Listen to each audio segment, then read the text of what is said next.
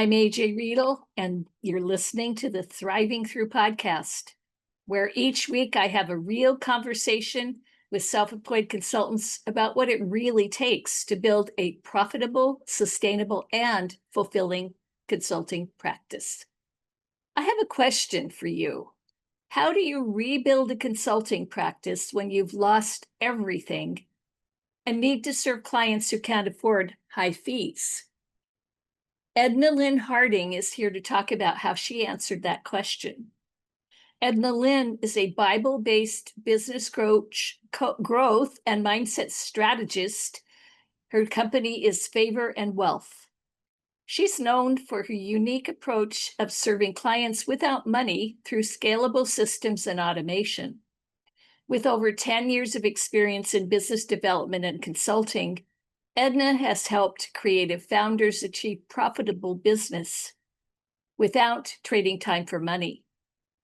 If you want to discover how to transform crisis into opportunity by building systematic, scalable programs that serve clients at every price point, you won't want to miss this episode. Please welcome Edna Harding. Welcome to this episode of the Thriving Through podcast. Today, my guest is Edna Harding. Edna, I'm so delighted to have you here. I'm excited to be here, especially to just share my story and speak with you, with your audience. So, Fantastic. Well, I like to start out with a couple questions that I ask most of my podcast guests, and then we will go into some more specific questions based on our earlier conversation. sure. Tell me first, what was your path to becoming self-employed? Oh, a good one. It started off. I saw the ugly side of corporate, just put it that way. I have been burned 4 times in corporate, specifically in my business development roles, where they would either change my commission structure when they're about to pay me out, change my salary, change my territory when I was like when they knew that like I was over basically I was making way more than all the other sales reps. And so what they did was they took parts of my territory and distributed it because they're like, well, this is too big for you. I'm like, I'm handling it. And so, like, you see all these different scenarios. I wrote a book, actually, The Ugly Side of Sales, right? That's what launched my business, actually, back in 2016, was instead of fighting back, the hardest one was when I got laid off. So I was promoted to director of new business development for this small engineering construction firm. So they promoted me to a director of new business development from a national sales rep without a pay increase. And the deal was that I was going to get a portion of a net margin at the end of 2 years. So August, was it August? Yeah, August 27, 2014. They were supposed to pay me out October. They called me to the office and they did the whole pink slip thing. They're like, hey, Edna, it's not working out, blah, blah, blah. And I asked them, was it my performance? And verbatim from the HR and the owner and the director, the VP of sales, which was my boss, they said, no, Edna, you did everything and we said we're going to do. And I'm like, so what is it? And they told me we're a small company. We can't pay you what we promised you. And so at that point, I had to make a decision, and I could either sue them, which a lot of my peers were telling me to do, because this was like kind of like the fourth time something like this happened. Not got laid off, but where they did something to me, like changed the terms of my contract because they didn't want to pay me, just put it that way.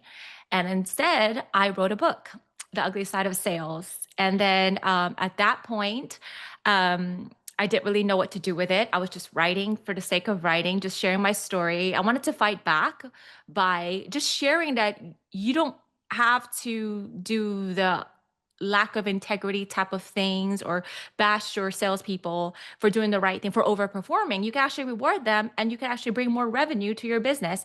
So I wrote a book, got published. Bottom line is I got published by a largest Christian publisher in the world, because my book is basically I share my my first book, the ugly size, I share 7 of my secrets and how I close these, hundreds of millions of dollars worth of business for employers utilizing biblical wisdom.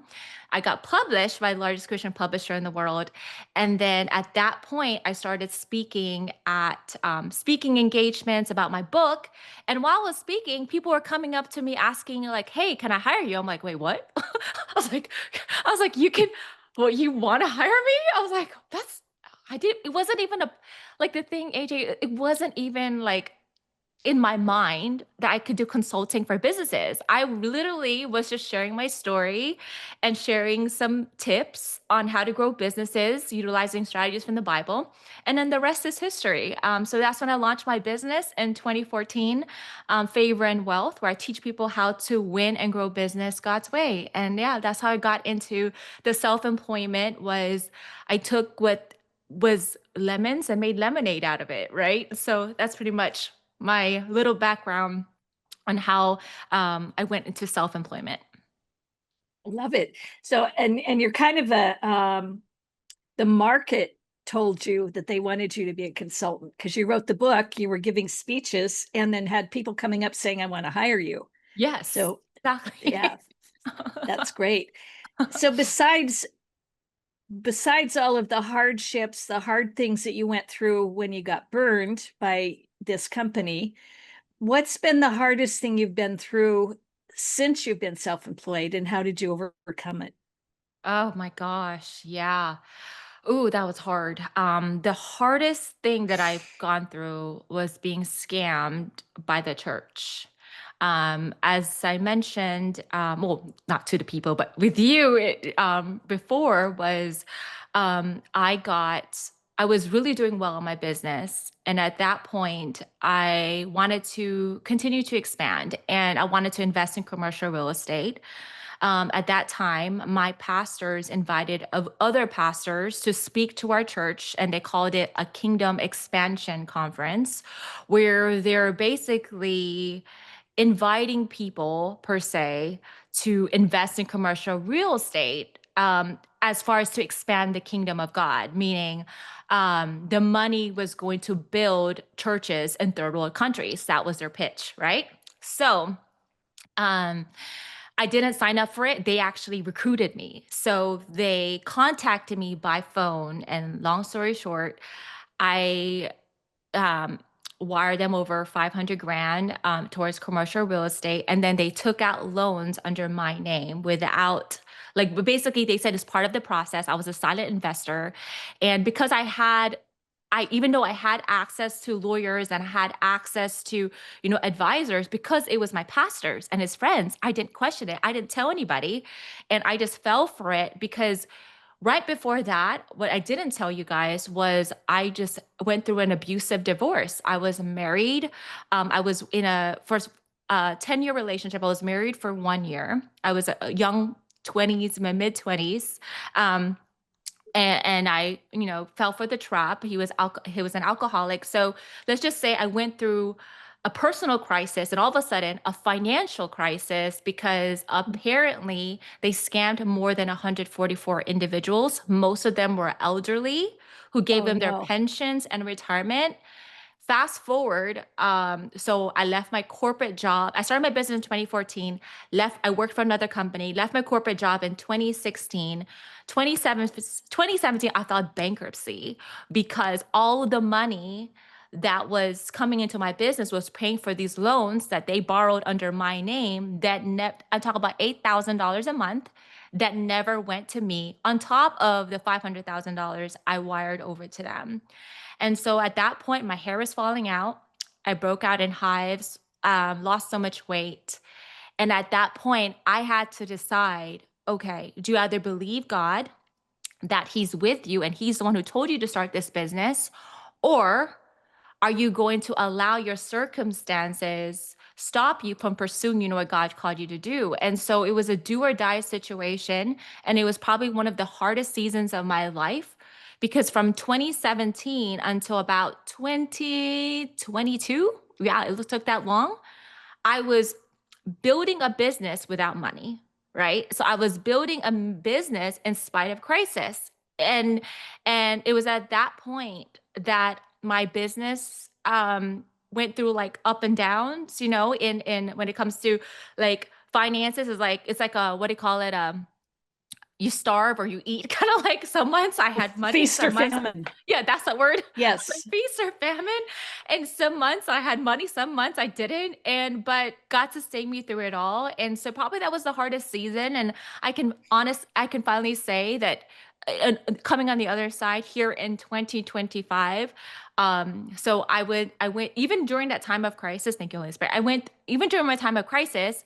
I became debt free, even though I took out a lot of money, debt free in 2017. I borrowed a bunch of money again, and then I became debt free again this year, this time with my husband and I and our family.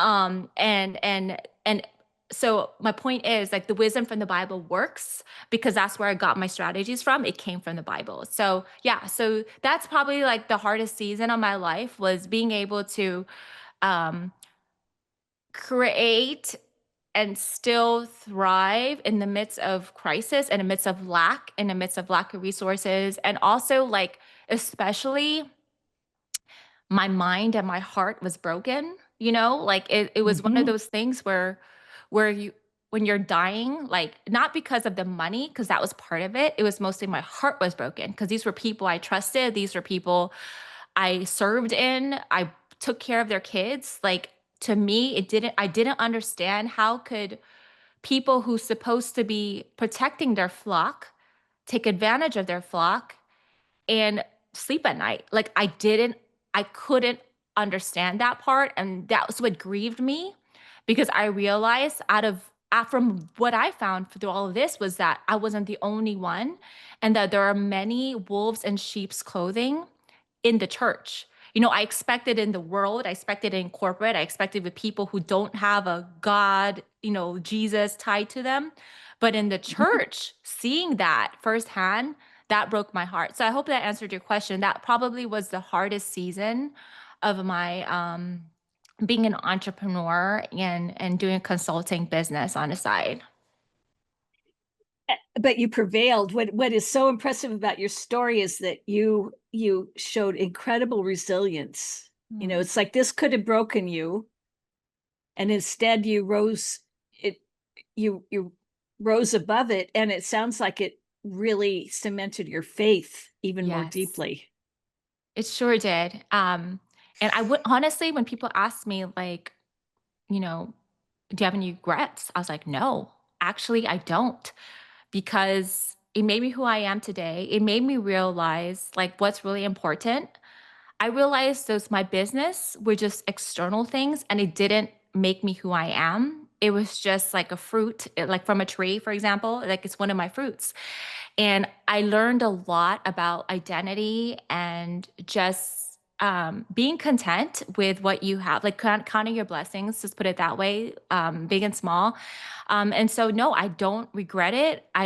Yeah, I made a mistake, but I'm glad I made that mistake. I'd rather lose, $500,000. Well, actually more than that, but whatever, how much I lost in time and years, and I had sold my house, and all that stuff, rather than millions of dollars, because I'm glad I learned that lesson, when I was younger. And now, in my 40s, as God continues to increase me and give me more provision and finances. Now I have wise counsel. I have, people around me who's going to help me ensure that I steward those resources well. So yes, the resilience aspect, but also, I think it's also a character development on my end, if that makes sense. Like, it made Hmm. me better as a person, as a mom, as a wife, as a business owner, even just as a steward of other people's finances, because I realized like not everybody has it. And, at that time I had a good, stable job. I was making multiple six figures in my corporate job. And then all of a sudden I had nothing. And I realized how hard it is for people who don't have money to start a business. And so now, when I'm working with different types of businesses, whether if it's people who have money, people who don't have money, I could steward the people who don't have money well, because I remember what it's like during those 6 years or 7 years of famine. You know what I mean? Right. So, So you talked about using biblical principles Hmm. and applying them to business. Yeah. Give me a couple examples of some of the Sure. principles. Sure. Yeah. I love that because a lot of times when people think of biblical principles, they're thinking like integrity and, being kind. I'm talking about like strategies. So for example, I'm not sure for those who don't know, there is a parable in the Bible about Jesus leaving the 99 or Jesus, the shepherd leaving the 99 to go after the one, the lost sheep. And I remember one time I was running around in Rhode Island at that time. It was during COVID. It was actually 2020, and I was running and I was just talking with God in my run, and He said, "Edna." Oh no, He didn't say Edna. He said, "My child." He's like, "Look where no one else is looking." And so what happened was I left where the masses were, and I looked at the unserved market. Everyone's going after the people with money. He said, I want you to go after those who don't have money. I'm like, well, how am I going to get rich off of that? That's the question I asked. And instead, what I did was I created programs specifically for people who didn't have money, So that was an example of, me getting a strategy from the Bible. And I thrived off of helping people without money because I had systems and automation and programs. I had softwares and everything so that I'm not trading my time for money. But so I was able to, instead of like getting them, like, for me, thank you, Holy Spirit, for me to bring my costs down, I had to create systems in place so that I I didn't have to trade my time for money. So instead of like still charging in the same, I lowered my price because I was no longer trading my time for my money, if that makes sense, right? So that's how I was able Yes. to that program. Another example, in the scriptures, it talks about you will prosper just as your soul prospers. And your soul is your mind, your will, and your emotions. And I realized that the reason why a lot of people wasn't prospering, and even myself, was because I was wounded from my past, whether if it was the abuse from my ex-husband, whether it was from people in corporate who betrayed me, and whether if it was my pastors who scammed me, I had unforgiveness towards them. And what I realized was I had to, in order for me to prosper externally, I had to prosper internally, and I had to heal those wounds by the grace of God. And so I spent, believe it or not, 6 months during that time, I didn't. I didn't market myself. I didn't work on my business. I worked on healing myself in a sense with the Lord. And I meditated on God's word. And I basically learned how to forgive others and forgive myself. And at that point, once I had no more baggage and no more bitterness and no more anger and no more like I'm gonna get back, like no more like what's that word? Revenge type of thing. Like a big weight just lifted off of me, and I became lighter in a sense. So I was no longer doing sales or doing business in pressure. I was doing business and sales in peace, and like knowing that no matter what the outcome of the results of that conversation, I didn't feel a certain weight. Like it wasn't like, bottom line is I trusted God to take care of me because I surrendered my business to him. I surrendered myself to him. And it was that point that business started flowing again because I was no longer like striving. Instead, I was resting, knowing that if as long as I'm taking care of my customers, as long as I'm producing a good product, as long as I have integrity, as long as I'm doing everything I can to continue to build myself up and be even better as far as a provider and consultant for these individuals, like I could leave the rest to God. And that's what I did. And over time, my business started picking up, and I started growing again. And so that's another example of a principle that I got from the Word of God about how to apply it to your business. Is that people focus so much on the financial. Thank you, Holy Spirit. Personal development is financial development. So when you work on personal growth, your finances all of a sudden starts growing too, because it's going to come to you because and I believe for especially sons and daughters, for Christians, it's your character can handle the increase. And if your character can't handle the increase, he's not going to give you the increase because he cares more about your character than your cash flow. And that's something that I've learned and I teach to my clients, because I notice that a lot of people, when you're striving after money, was all about, like, I want to make money, I want to make money, I want to make money. The motives are, it actually, what's that word, repels money from you because you're so desperate, if that makes sense, versus just taking care, like making sure you're ready and you have the capacity to receive the funds because your character is able to handle it, if that makes sense. So that's a couple principles that I got that I implement for myself and clients as well.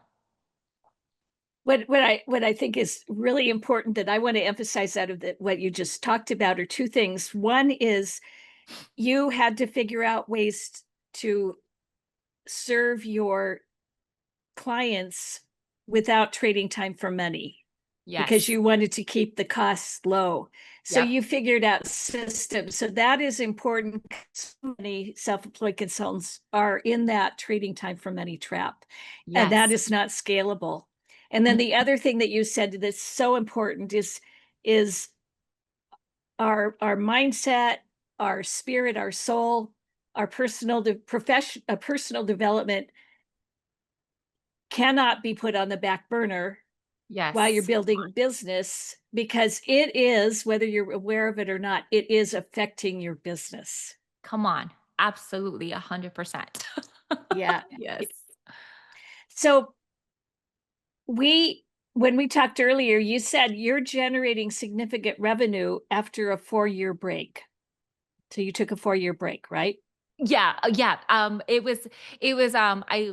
got pregnant, I got married, right? Again, with my second husband. And that sounds horrible. With my husband, period. I was like, I don't have a With third out for it. I'm not planning on it.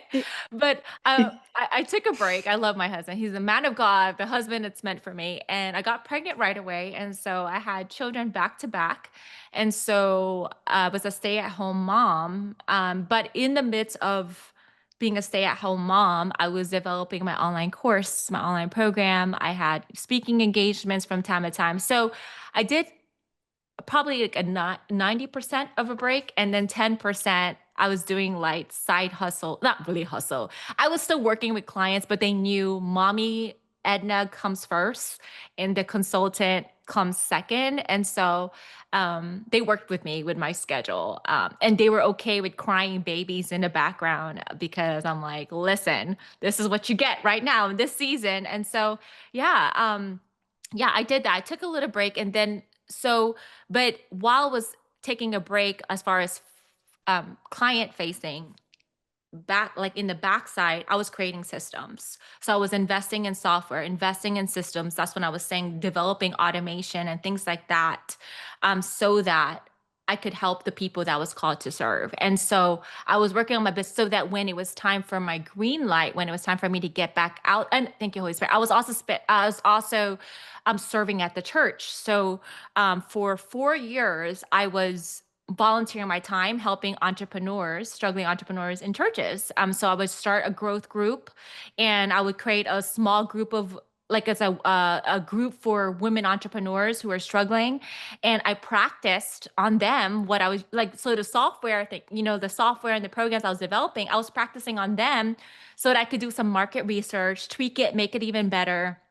Learned a lot from that experience. I did get some clients out of that after those people that I was helping, and they're thriving now. But so that's what made me, I think, get out in the gate, like, well, is because I didn't really stop, if that makes sense. I Yep. I built stuff behind the scenes and then promoted it in the public once I got back out there. Right. So I love that you made being a mom priority, but it wasn't really a break. You were doing things to Oh yeah. to to develop underneath. Yeah. And I hired coaches also. during that time. I hired coaches, I hired a speaking coach, I hired a online program coach, AI coach. I hired a lot of different coach, chat GPT coach, LinkedIn coach. I mean, I hired so many people during that time, even while I was taking a break. So that's what back to what your point earlier, personal development is financial development. So I was spending money that I didn't have. And what I would do is I would just put it on my credit card, knowing that when I finally went out there and got my business up and running, I will pay it off. And that's what I did every single time. It's like, okay, took a little break, took some debt in, paid it off, right when I got my clients. So it's in the long run, you're investing in yourself. It's never a losing thing. Like it's always, you always win out of it, but you got to look at it as an investment, with return on investment later on in the future. Maybe not now at that moment. You're sacrificing. We were on a budget and it was really hard, especially you have little babies. We had to pay attention to how much groceries we were buying, but the sacrifice was worth it in the end. When we talked about kind of future goals, Yeah. your goal is not a revenue goal. Yeah. What is your goal? Well, I had a lofty goal, but I like to before it's 100. Basically, I want to help 100 people create the business that God put in them. Like actually, not just start it, but actually make sure it's profitable, right? Because anybody can start a business. It's making it profitable where you're no longer in debt, but you're actually in the green, right? Versus the red. That is my goal.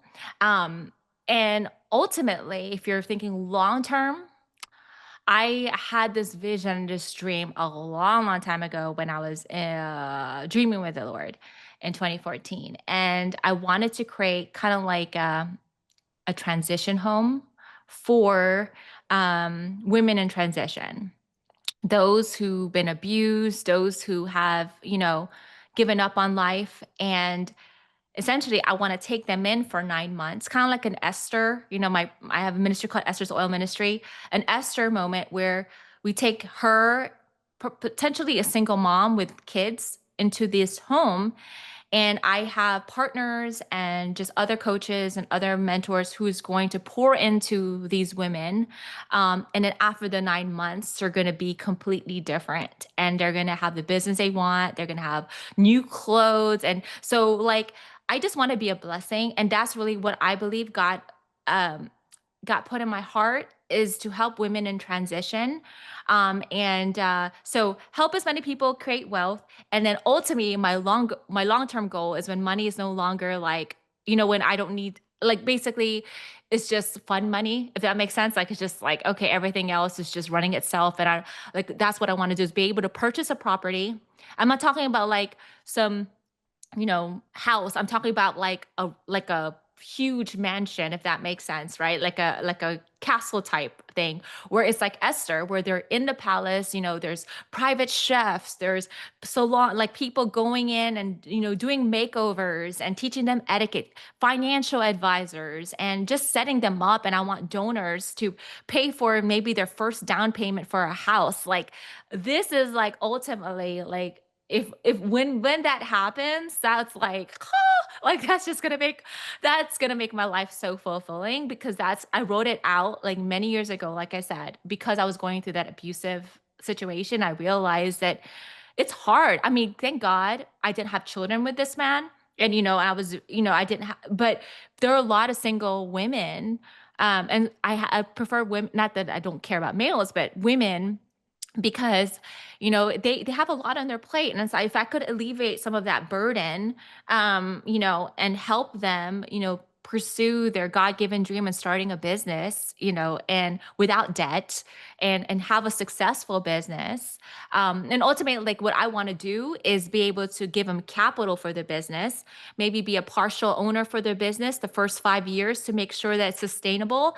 And then afterwards, they could have it all, like they could take the whole business. So that's like my end goal, as far as the impact I want to make, is be able to do this not just, for 5 people, but women all over the world, even in third world countries. Like I want to be able to put like not a castle, but like a mansion in different parts of the third world countries. I'm not talking about like the fancy places, but the places to just give them hope that God has a plan for them, and no matter what their circumstances look like, he's a beautiful God, and he wants to give good things to his people. So yeah, so that's like ultimately the impact I want to make. I'm sorry for like blabbering, but that's pretty much what I want to do.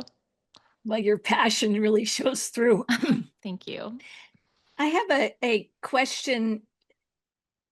One of the things that I see with consultants a lot of times is that they're afraid to niche down. Mhm. And I would say you have niched down not so much in the people you work with, because you work with a range Mhm. of people, but you have niched down in to something very specific called biblical business strategies. Yes. So, what would you tell a consultant who's afraid to niche down? I think that comes from a poverty mindset, because a lot of times the reason why people don't want to repel people is they believe that there's not enough fishes in a sea. And so we have to shift our mindset that there is enough fishes in the sea for everybody. And it's just a matter of identifying what fish is yours. And if you come from that mentality of there is enough for everyone, I don't care if we do the same type of services. I don't care if I mean, there's a lot of people who's doing biblical wisdom, I'm sure, but there's certain audiences that are called to me that will only purchase from me because our personality types, because so it's like when we learn to look at niching down, not so much as like a strategy, but more like a mentality, like understanding that the reason why you're afraid to niche down is because you're scared that there's not enough. And until you get rid of that mindset, you're never going to experience the abundance that you want in your business. So, my point is like, change that mindset that change that mindset. Once I change my mindset that, okay, I understand not everybody is going to like biblical wisdom. I understand that not everyone's going to believe in God. But this is who I am. This is my core. This is the foundation of everything that I do. And I'm going to be okay with repelling people because I'm not called to everyone. And when I did that, my audience found me. I didn't find them. My audience found me. I was just very transparent and vocal with my methods on LinkedIn, on social media, on my newsletter, all that stuff. And my audience found me, and I was really surprised and shocked. Actually, that niching down actually made me even more of a expert in my field because it's the it made me unique in my field, if that makes sense. So like for example, Mhm. just an example, so you could be, for example, there's a lot of people with biblical wisdom, right? Some people like Dave Ramsey focuses on biblical wisdom and finances. Then you have John Maxwell, who's biblical wisdom and leadership, right? Mine is actually biblical wisdom with soul work plus systems, right? So I do soul work plus systems to grow your business, right? So we niching down doesn't necessarily mean also like people, but like you said, it's the process, like identifying a process that works with your personality type that you enjoy doing. And I love, I feel like I need to share this is, don't just create a niching down system or people because it sounds fancy or because it sounds like it's going to make you rich. Actually niche down in an area that you know you're going to love doing. So to me, it doesn't feel like work, right? So if you enjoy your work, you enjoy your process, you enjoy the people you work with, there's some people, like, for example, there's some people you just love talking to, like outside of work, right? So that's pretty much all my clients. Like, because I niched down so much, like I was just being authentically who I am, sharing whatever, what's in my heart. I naturally attracted people who authentically like me and love me. And we have conversations galore because that is beautiful and just full of energy and just fun because I was being myself. And so I guess I don't know if that answered your question, but niching down is not just like a strategy, but also a mindset, but also it's a being, right? Like being authentically you so that you could attract people who are authentically them, who likes the authentically you, if that makes sense. Yep. Yep. Mm. Very important point. And it's hard in today's digital world, social media world, to be brave enough to be authentically you. Mm-hmm. So that that what you just described is so important. And what I loved about what you said is that when you were authentically you, or are authentically you, you're really a client magnet. You attract people. You don't have to promote or sell to them. You attract Yes. them. Yeah. Yes, it really does. And it's like, and it's true when that phrase, birds of a feather flock together or something like that. Like, so an example, like not just Christians, like people who had battles. And I shared part of my battles with you. I went, I was also raped when I was younger. I dealt with, bullying when I was younger. So I noticed that the people that were attracted to me were people who've gone through similar situations, right? And so that's what I mean. It's like, wow, like everything, like even my background, my experiences, the bad, the good, the ugly, like I have some commonality with the individuals that I work with because I bring authentically. So our stories kind of like, even though it's not always the same, it's similar Mhm. where they've gone through challenging stuff. And that's my audience, people who've gone through challenging pasts who are building now like great businesses because they worked on their soul, if that makes sense. So yes, so that's absolutely everything you said. Is so key is um attracting the audience that you're called to. Called to, not just purchasing. Because yes, you could buy leads. I'm sure you could buy leads. You could play a part and maybe um get them to sign the contract, but eventually they're going to know the real you at some point. You can only fake to be someone else, for a little while. Eventually people are smart. Not eventually, people are smart. I don't think you can't. I hate to say this. I've been in programs where they sold a lie, where coaches sold a lie. They say that they're this thing, and then you join the program. You're like, whoa, this is you. That was all like that's not even you. It was a good marketing. Yes, yeah, absolutely, good marketing, great sales talk, sales pitch. Great fear of missing out, FOMO type of deal with working with potential prospects. But when you got in, bad taste in your mouth, bad impression. And then do you think I would refer people to that program? No, because there's a lot of lying that happen up front. They say this thing, but it's not this thing, So being authentic up front and just being real with what you can offer, what you can't offer also, that will help you attract your right people because people are going to know like whether you're full of baloney or not, you know? Right, right. Well, we're nearing the end of our Oh, time, but wow. Okay. I want to Sorry. go back to, you talked about during that time when you were, a semi full-time mom, you Hmm. were building foundations, I would say. You Yeah. said you hired a lot of coaches. Hmm. So tell me why do you hire coaches? What's the benefit of hiring coaches? For me, it was accountability, number one, because they're keeping me accountable, making sure that I was taking action, based on what they were saying. And two is why take 50 years to figure something out when you could hire someone to teach you in a year, Like I'm all about stewardship and time. I'm a very busy person. I'm a military wife. I don't know if I mentioned that earlier. So I'm a military wife and my husband's not always available, so he travels. He's always out of state a lot of times. So I have to make sure that my time is, spent wisely. And so I hired coaches to save me time, save me money, make me time, and make me money, right? And then most importantly, surrounding yourself with people who are already credible in their particular in the areas that you're weak at, instead of trying to figure it out reading. And mind you, I have a lot of books. Yes, yeah, probably. I So it's kind of like this, right? Like, you could read Russell Brunson's book, or you could hire Russell Brunson. I hired Russell Brunson's. I had his books.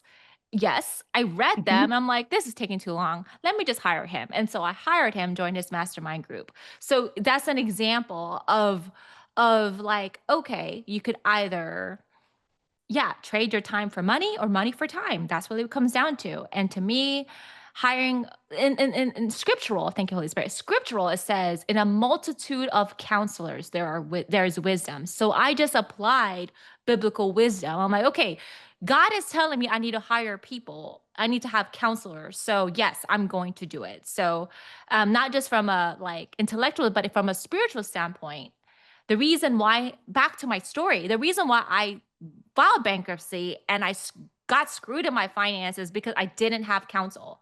And I learned a lot from the hard way that hiring people who are pros in what they do is key in order for you to have success in the endeavors that you have. And a lot of what you do is group mentoring. Yes, I do So, group mentoring, and I do one-on-one, and I do corporate consulting. I do three. okay. Do you have a coach or mentor now? Of course. Yes. I have many actually.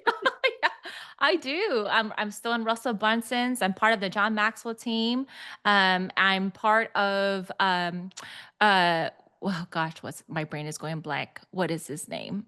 Jeremiah Kakrowski's group. So these are programs that I've already done that I'm just paying extra, like basically maintenance.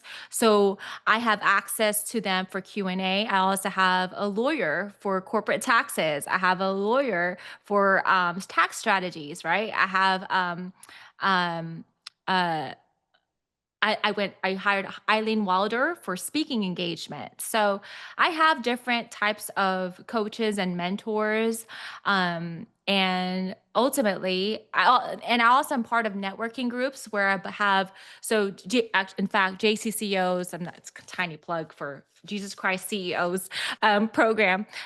So Pastor Leary Heine, and I'm part of the board for this nonprofit ministry, which are CEOs of corporations, Christian CEOs, who basically provides wise counsel for Christian CEOs. And so I have a prayer call that with billionaires who are Christian billionaires who have established businesses all over the world that I get mentorship from. So yes, I have a lot of them, some paid, some non-paid, but you need something. You need something for sure. This is not a plug for AJ, but seriously, if you do not have a sales or marketing coach, okay, you need one, okay, because people think marketing is like, okay, it's a brand or like the logo. That is not marketing. Like, I can't tell you how many times people think marketing is a position, like, how do you position yourself? And it's not just through your logo or your brand or your colors, okay, or your brochure. It's more than that. So,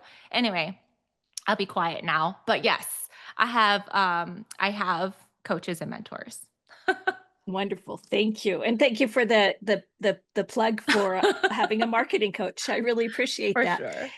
And our time is up. So it's a wrap on today's episode. But Edna, this has been delightful. Thank you so much for coming on the podcast. Thank you for having me, AJ.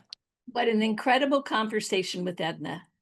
If there's one thing I want you to remember from this episode, it's this: your biggest setbacks can become the foundation for your most innovative solutions. EdnaLyn didn't just survive losing over $500,000. She used that experience to create a completely different way of serving clients. Instead of competing for high-paying clients, she figured out how to profitably serve people who can't afford premium rates, and she did that through systems and automation.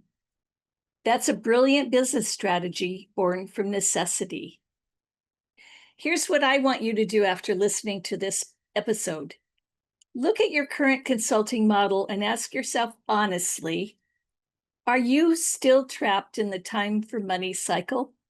If you are, pick one service you offer and brainstorm how you could systemize or automate parts of it. Could you create a group program, an online course, a self-service tool? Start small, but start somewhere. Because as EdnaLyn showed us, when you stop trading time for money, you can serve more people, make a bigger impact, and actually increase your profitability. And don't forget Edna's powerful lesson about personal development being financial development. Sometimes the work we need to do on ourselves, dealing with past wounds, limiting beliefs, or unforgiveness, is exactly what's blocking our business growth. Thank you for listening to the Thriving Through podcast. If this episode helped you think differently about your consulting practice, I'd love for you to share it with another consultant who could benefit. And until next time, keep thriving through.